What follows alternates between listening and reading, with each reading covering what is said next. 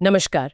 आज हम इतिहास के उन पन्नों को पलटेंगे जहां एक ऐसी वीरांगना की कहानी दर्ज है जिनके बारे में सच कहूं तो शायद उतनी चर्चा नहीं होती जितनी होनी चाहिए।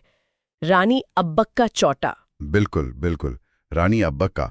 और हमारी आज की ये जो गहरी पड़ताल है ये आधारित है रानी अब्बक्का पुर्तगालियों के विरुद्ध युद्ध नाम के एक स्रोत पर। हाँ।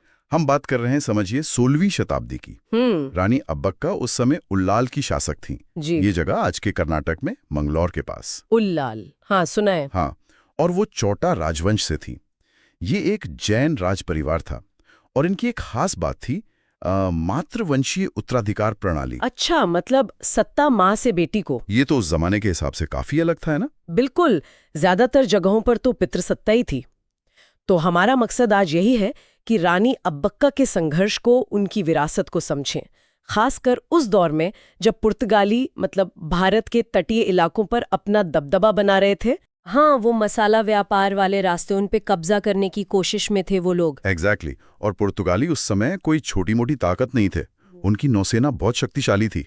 कई सारे स्थानीय शासक तो उनके दबाव में आ भी गए थे। हाँ? ऐसे माहौल में रानी अब्बक्का उन बहुत शुरुआती भारतीय शासकों में से थीं जिन्होंने इतनी हिम्मत दिखाई, यूरोपीय ताकतों का सामना किया। और ये सिर्फ कहने की बात नहीं थी। स्रोत बताते हैं कि उन्होंने पुर्तगालियों को साफ साफ मना कर दिया था।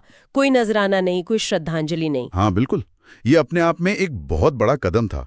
आप सीधे सीधे पुर्तगाली सत्ता को चुनौती दे रहे हैं। तो फिर पुर्तगालियों ने कोशिश तो की होगी उलाल पे कब्जा करने की। अरे कई बार बार कोशिशें की, लेकिन रानी अब्बक्का ने हर बार उनकी कोशिश को नाकाम किया। और उनकी सफलता का एक बड़ा राज था उनकी युद्ध की रणनीति। वो सिर्फ किले में बैठकर इंतजार नहीं करती थी। अच्छा, तो क्या खास था उनकी रणनीति में? मैंने पढ़ा कि वो गुरिल्ला युद्ध तकनीकों का इस्तेमाल करती थी। हाँ बिल्कुल, वो स्थानीय भूगोल को, वहाँ के रास्तों को, जंगलों को बहुत अच्छे से जानती थी। और लोगों का समर्थन तो था ही। तो वो क्या करती थी कि पुर्तगाली सेना पर अचानक हमला करती थी। घात लगाकर। हाँ, घात लगाकर उन्हें फंसाना और फिर तेजी से निकल जाना। यहाँ तक कहा जाता है कि वो रात में भी दुश्मन के जहाजों पर हमला कर देती थी। शायद वो अग्नि बाण, मतलब आग वाले तीर, उनका भी इस्तेमाल होता था। कमाल है। ये तो पुर्तगालियों के लिए बिल्कुल नया रहा होगा, उनके परंपरागत युद्ध के तरीकों से एकदम अलग। जाहिर सी बात है, ये उनकी सैन्य सूझबूझ दिखाता है। लेकिन देखिए, सिर्फ युद्ध कौशल ही नहीं था।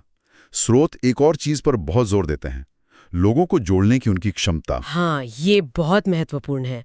उन्होंने कैसे किया ये? मतलब अलग अलग समुदायों को एक साथ लाना। ये शायद उनकी सबसे बड़ी ताकत थी।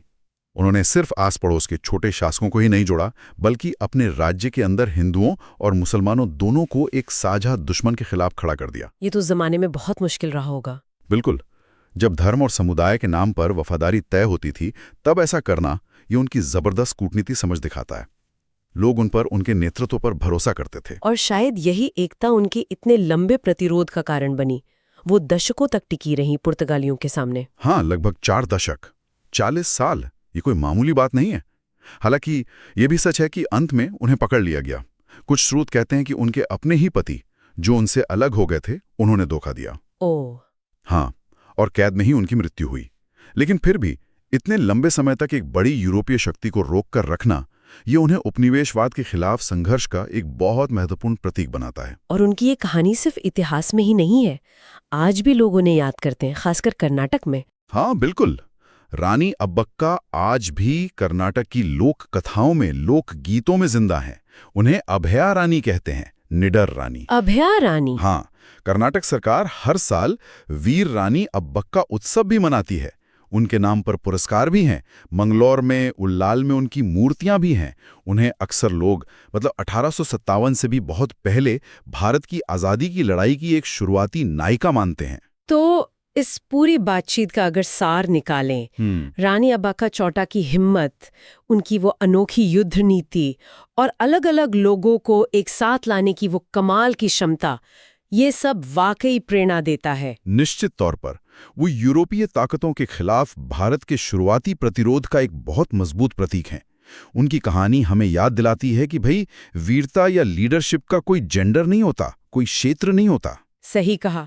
और ये उस दौर की महिलाओं की भूमिका पर भी एक अलग नजर डालता है। हाँ, और उनकी कहानी पढ़कर या सुनकर ये ख्याल भी आता है कि हमारे इतिहास में ऐसी और कितनी कहानियां होंगी, कितने ऐसे नायक नायिकाएं होंगे जिन्हें हम जानते ही नहीं, जिन्हें किताबों में जगह ही नहीं मिली। बिल्कुल, ये सोचने वाली बात है। इन भूली बिसरी कहानियों को ढूंढना, उनके बारे में बात करना कितना जरूरी है।